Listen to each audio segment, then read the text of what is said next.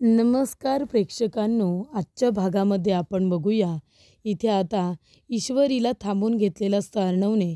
त्यासाठी राकेश तिला फोन करत असतो आणि तिचा फोन असतो तो म्हणजे इकडे अर्णवकडे. तर ईश्वरीचा फोन अर्णवने आपल्याकडे ठेवून घेतलेला असतो. राकेशजीचा नंबर आल्यानंतर तो म्हणत असतो की घरून फोन असेल आणि तो उचलायला जाणार आणि तेवढाच तिथे आता कट केलेला असतो राकेशने आणि तो म्हणतो की ते फोन उचलत नाही आहेत. काही झालं तरीसुद्धा मी ईश्वरी यांना आणण्यासाठी आता त्यांच्या ऑफिसला जातो आहे. त्यांना मी घेऊन येतो आहे.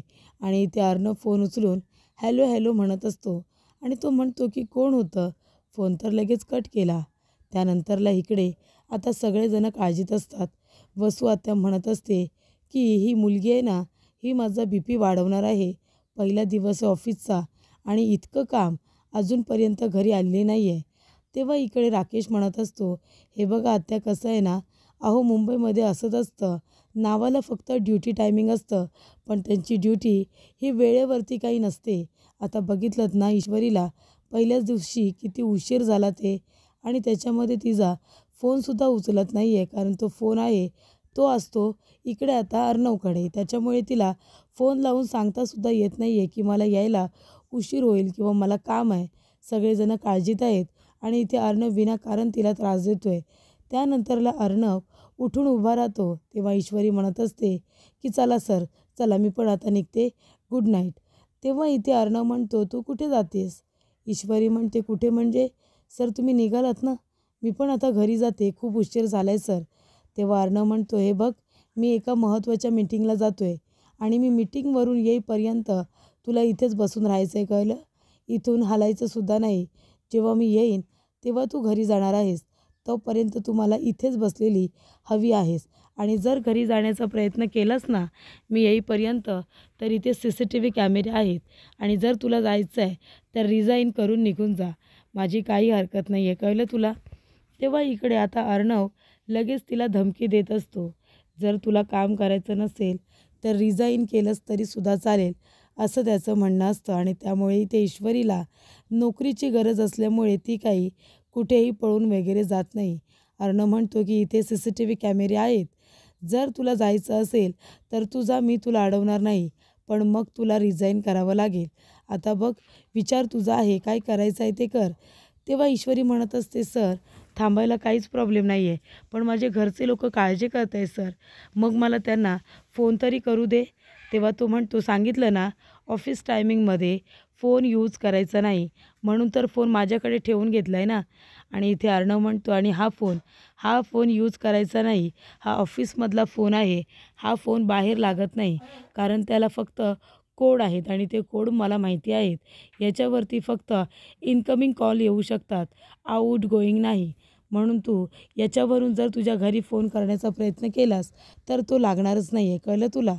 तेव्हा इकडे आता ईश्वरीला तो म्हणतो खाली बस आणि कुठेही जायचं नाही, कळलं का. तेव्हा ईश्वरी म्हणते किती खडूस आहे, अंगावरती ओरडतोय माझ्या. त्यानंतरला इकडे मामीचा वाढदिवस असतो. मामीचा वाढदिवस असल्यामुळे सगळेजण आता केक कट करायची वाट बघत असतात. पण मामी म्हणत असते की जोपर्यंत अर्णव येत नाही तोपर्यंत मी केक कट करणार नाही आहे. तेव्हा इकडे आता मामा म्हणत असतात अगं पण असं काय करतेस तू, येईल ना अर्णव. अर्णव आल्यानंतर तू हवं तर त्यालासुद्धा केक कट करून भरवायला दे. पण आम्ही इथे बसलो आहे ना, निदान आमच्यासाठी तरी केक कट कर. तेव्हा इकडे आता वल्लरी म्हणत असते की नाही नाही, तोपर्यंत मी केक कट करणारच नाही आहे. तेव्हा अंजली म्हणत असते मामी अगं असं काय करतेस, हे बघ माहिती आहे की अर्णव आल्याशिवाय तू केक नाही कट करणार, पण आम्ही सगळेजण बसलो आहे ना, आणि वाढदिवस होऊन गेल्यानंतर केक कट करण्याला काय अर्थ आहे, तू सांग बरं मामी. तेव्हा इकडे आता तिचा मुलगासुद्धा तेच म्हणत असतो. आकाश म्हणत असतो की आई, अगं उशीर होणार आहे दादाला यायला, दादा किती उशिरा येतो तुला माहिती आहे ना, प्लीज केक कट कर. तरीसुद्धा मामी काय ऐकायला तयार नसते. मामा पण म्हणत असतात अगं नको एवढा हट्ट करू, सगळेजण ताटकळलेत ना तुझ्यासाठी, मग केक कट कर ना. तेव्हा इकडे आता आजी म्हणत असते की सूनबाईंचा आजच्या दिवशी वाढदिवस आहे आणि आजच्याच दिवशी बरोबर इथे आपल्या अर्णवला ऑफिसमध्ये इतकं काम आहे आणि इथे सूनबाईसुद्धा हट्ट करतायत आता की मी केक कट करणार नाही म्हणून. याला काही अर्थ आहे का? कशाला एवढा हट्ट करायचा? आपला वाढदिवस आहे, तो साजरा करायचा आणि मोकळं व्हायचं. पण इथे आता ती म्हणत असते की मला अर्णवकडून एक गिफ्ट हवं आहे आणि ते गिफ्ट मला हवं आहे म्हणून मी इथे थांबली की नाही, ते घेतल्याशिवाय मी काही केक कट करणार नाही. तेव्हा अंजली म्हणते, पण मामी, अगं तसंही अर्णव तुला गिफ्ट देतो की नाही, मग तू आताच का एवढा हट्ट करतेस? तेव्हा इकडे मामी म्हणत असते की एरवी मी त्याच्याकडून साडी किंवा एखादा दागिना घेत होते, पण ह्या वेळेला मला हे काही नको आहे. ह्या वेळेला मला त्याच्याकडून एक असं गिफ्ट हवं आहे, ते देतो आहे की नाही अर्णव, तेच मला बघायचं आहे. तेव्हा इकडे अंजली म्हणते, मामी, अगं एवढं काय गिफ्ट मागणार आहेस गं अर्णवकडे? तेव्हा वल्लरी म्हणत असते की जे काही गिफ्ट मागणार आहे ना, ते खूपच जास्त वेगळं असणार आहे आणि ते मला आता अर्णवला द्यावंच लागणार आहे. म्हणूनच अर्णव जोपर्यंत येत नाही तोपर्यंत केक कट होणार नाही, असं ती स्पष्टपणे सगळ्यांना सांगते. त्यानंतरला प्रेक्षकांना ईश्वरी खूपच जास्त चिडलेली असते. ती म्हणत असते की घरी सगळेजणं म्हणजे माझी नमूताई, त्याचबरोबर वसू आत्या, सगळेजणं माझी काळजी करत असतील की एवढा शर्वरीला उशीर का झाला? काय करू मी? मला खरंच आता काहीच कळत नाही आहे. फोनसुद्धा करत नाही. हे तर फक्त इन्कमिंगवाले आहेत, आउटगोईंग नाही. मग मी घरच्या लोकांना आता काय सांगणार आहे? तेव्हा इथे ईश्वरीला एक फोन येतो आणि तो एका ऑफिसमधून आलेला असतो. ईश्वरी फोन उचलते आणि म्हणते, बरं बरं, ठीक आहे ठीक आहे, मी लगेचच तुमचा निरोप देते. त्यानंतरला इकडे आता रिक्षामधून राकेशसुद्धा तिथे आलेला असतो. राकेश आलेला असतो ईश्वरीला बघायला की ईश्वरीला इतका उशीर का झाला म्हणून. तेवढ्यातच इथे ईश्वरी आता सर सर म्हणून ओरडत असते अर्णवला, कारण अर्णव आपली गाडी घेऊन आता त्या मीटिंगला जायला निघालेला असतो आणि तो म्हणालेला असतो की जोपर्यंत मी मीटिंगवरून येत नाही तोपर्यंत तू हालायचं पण नाही आहे. आणि इथे अर्णव गाडी घेऊन जात असताना ईश्वरी त्याला जोरजोरात ओरडत असते. तेव्हा इकडे आता ईश्वरी ओरडते, तो आवाज येतो इकडे राकेशला. राकेश म्हणत असतो की ईश्वरी इथे ऑफिसमध्ये काम करते, ती आधीपासून अर्णवला ओळखते की काय? ती एवढी कॉन्फिडेंटली सर सर अशी कशी ओरडते? तेव्हा इकडे त्याला काही हे कळत नसतं की नक्की हिचं काय चाललं आहे. तेव्हा इकडे आता ईश्वरी धावत पळत अर्णवच्या गाडीच्या समोर येऊन आता ठोकणारच असते. तेव्हा इकडे अर्णव तिच्याकडे एकटक बघतच राहतो, कारण ती डिरेक्टली त्याच्या गाडीच्या समोर येते. पण इथे अर्णव थांबत नसतो, म्हणून इथे ईश्वरीला त्याच्या गाडीच्या समोर यावं लागतं. तेव्हा इथे ईश्वरी म्हणते, सर 1 मिनिट थांबा. तेव्हा अर्णव म्हणतो, तुझी हिंमत कशी झाली मला थांबवायची आणि माझ्या गाडीच्या समोर यायची? तुला सांगितलं होतं ना की ऑफिसमधून माझ्या अजिबात केबिनमधून हालायचं नाही. तुला साधे इन्स्ट्रक्शन माझे फॉलो नाही करता येत का? तुला काहीच कसं वाटत नाही गं? तू काम करतेस ना, मग तुला बेसिक मॅनर्स नाही आहेत का की बाहेर जाणाऱ्या माणसाला थांबवायचं नाही म्हणून? तेव्हा ईश्वरी म्हणत असते, नाही सर, कसं आहे ना, म्हणजे मी इथे धावत पळत एवढी गाडीच्या समोर आले. मला माहिती आहे तुम्हाला खूप राग आला असेल, पण एक गोष्ट सांगायची होती, निरोप द्यायचा तुम्हाला, की तुम्ही जिथे कंपनीला जाणार होतात ना भेटायला मीटिंगसाठी, त्या कंपनीतून सरांचा फोन आला होता. जी तुमची मीटिंग आता आहे ती सर आज नाही आहे, ती कॅन्सल झाली आणि ती नंतर होणार आहे. तसं तुम्हाला कळवण्यात येईल. पण आज तुमची मीटिंग जी होती ती कॅन्सल झाली आहे सर, आणि तेच सांगायला मी इथे आली आहे. तेव्हा इकडे आता अर्णवला वाईट वाटतं, कारण का तो विनाकारण तिच्यावरती ओरडत असतो. तेव्हा इकडे लपून छपून सगळं काही राकेश त्यांचं म्हणणं ऐकत असतो, कारण त्याला आश्चर्य वाटतं की इथे अर्णवची आणि ईश्वरीची एवढी ओळख कशी काय. तेव्हा इकडे हे दोघेजणं एकमेकांना आधीपासूनच ओळखतात की काय, पण कसे, असाही प्रश्न राकेशला पडलेला असतो. तेवढ्यातच इथे ईश्वरीने अर्णवला सांगितलेलं असतं की आत्ताची तुमची मीटिंग कॅन्सल झालेली आहे. तेव्हा इकडे तो मोबाईलमध्ये चेक करतो, तेव्हा त्याला मेसेजसुद्धा तो आलेला असतो. तेव्हा तो आता गप्पच राहतो. तेव्हा ईश्वरी म्हणत असते की झालं तुमचं, रागवून बोलून झालं, मग आता तुम्हाला तुमची चूक कळली आहे का? नाही, चूक कळली असेल तरीसुद्धा तुम्ही ते ॲक्सेप्ट नाही करणार. तुम्ही काही मला सॉरी वगैरे म्हणणार नाही. मला सगळं काही माहिती आहे. तुमच्याकडून सॉरीची अपेक्षासुद्धा नाही आहे. बरं, आता निघूया का? माझा मोबाईल देताय का तुम्ही? तेव्हा इकडे अर्णव आता वाकून बघतो गाडीच्या पाठीमागे, त्याला राकेशसारखा म्हणजे राजेशसारखा माणूस दिसतो. तेव्हा तो म्हणत असतो की जीजू, आणि तो बघत बघत त्या ठिकाणी येतो ज्या ठिकाणी राकेश लपून बसलेला असतो गाडीच्या मागे. तेव्हा अर्णव तिथे त्याला शोधत येतो. पण जेव्हा अर्णव त्याला शोधत असतो तेव्हा आता राजेशच्या जागी एक वेगळाच माणूस तिथे जाऊन आता उभा राहणार असतो. तर इथे प्रेक्षकांनो आता मामा येतात आणि वल्लरीला समजावत असतात की असं करू नकोस, अगं अर्णवला यायला उशीर आहे. तेव्हा तू एक काम कर ना, तू केक कट करून घे ना, अशी वाट बघायला लावतात का. तेव्हा इकडे मामा म्हणत असतात, आणि काय गं, काय तुला त्याच्याकडे गिफ्ट मागायचं एवढं, तेव्हा तू त्याच्या येण्याची इतकी वाट बघतेस. हे बघ वल्लरी, तू काय करणार आहेस ते मला सांग. तेव्हा वल्लरी म्हणते, मी तुम्हाला कशाला सांगू, आणि मला जे काही बोलायचं आहे ना ते मी अर्णवबरोबरच बोलणार, बाकी कुणालाही काही सांगणार नाही आहे, ते नंतर तुम्हाला कळेलच. तेव्हा इकडे मामी आता हट्टावरती पेटलेली असते की इथे अर्णव आल्यानंतरच त्याच्याकडे गिफ्ट मागणार आणि त्याच्यानंतर केक कट करणार. तेव्हा इकडे आता वल्लरी काही ऐकायला तयार नसते. मामा म्हणत असतात की एवढा हट्ट बरा नाही, आणि एवढं काय हवं आहे तुला ते तरी सांग. तेव्हा वल्लरी म्हणते, नाही तुम्हाला नाही, फक्त अर्णवला सांगणार आहे की मला काय हवं आहे, पण ह्या वेळेला मला जे हवं आहे ना ते खूपच जास्त हटके आहे, एवढं मी तुम्हाला सांगते. त्यानंतरला इकडे आता मामा काही तिचं ऐकायला आता तयार नसतात. त्याचबरोबर इथे घरी आलेला असतो राकेश. राकेश घरी आल्यानंतर त्याला असं वाटत असतं की आता मी काय सांगू सगळ्यांना, काय उत्तर देऊ. तेव्हा वसू आत्या येते आणि म्हणते, काय झालं, कुठे ईश्वरी, आली का तुमच्यासोबत. तेव्हा इकडे राकेश म्हणत असतो की हे बघा, हे मुंबईचं ठिकाण आहे, तुम्हाला माहिती आहे आत्या, इथे मुली काम करतात. मी गेलो होतो बघायला तर ती अजूनही काम करते, मी माझ्या डोळ्याने बघून आलो आहे. त्याच्यामुळे कामाच्या मधूनच आपण घेऊन येणं चुकीचं आहे ना. त्यांच्या कंपनीचं आपल्यामुळे कदाचित नुकसानसुद्धा होऊ शकतं, आणि म्हणूनच मला असं वाटतं आहे की ईश्वरी काम करत आहेत, त्यांचं काम झाल्यानंतर ते लवकरच परतसुद्धा येतील. तेव्हा इकडे मी माझ्या डोळ्याने बघून आले असं सुद्धा राकेश म्हणतो. पण मला माहिती नव्हतं की त्या त्या ऑफिसमध्ये काम करत आहेत, कारण मी त्यांना एका वेगळ्या ऑफिसचा ॲड्रेस दिला होता, पण कदाचित चुकून त्या तिथे गेल्यात आणि त्यांना ठेवण्यातसुद्धा आलेला आहे. तेव्हा तो म्हणतो, हे बघा वसू आत्या, तुम्ही काळजी करू नका, ईश्वरी येईपर्यंत मी इथेच थांबतो आहे. तेव्हा इकडे नमू म्हणत असते, आणि आत्या तू सुद्धा टेन्शन घेऊ नकोस गं, तू पण गोळ्या वगैरे घ्या आणि आराम कर, इथे इश्यू आल्यानंतर मी तुला येऊन सांगते. तेव्हा इकडे आता वसू म्हणत असते, बरं ठीक आहे, तुम्हीसुद्धा दोघेजणं आराम करा. त्याच्यानंतरला वसू आत्याला आता थांबता येत नसतं, तिची तब्येत बरी नसल्यामुळे तिला आता जाऊन आराम करावाच लागतो. आणि त्याचबरोबर इथे राकेशला प्रश्न पडलेला असतो की बरोबर ईश्वरी अर्णवच्याच ऑफिसमध्ये कशी काय गेली, आणि अर्णवला ती इतकी जुनी कशी काय ओळखते, कशी बोलत होती त्याच्याबरोबर, कशी भांडत होती, जणू काही ही त्यांची ओळख आधीपासूनची आहे. नाहीतर पहिल्याच दिवशी अर्णव तिच्याशी एवढा कधीच बोलणार नाही, त्याची सवय मला माहिती आहे ना.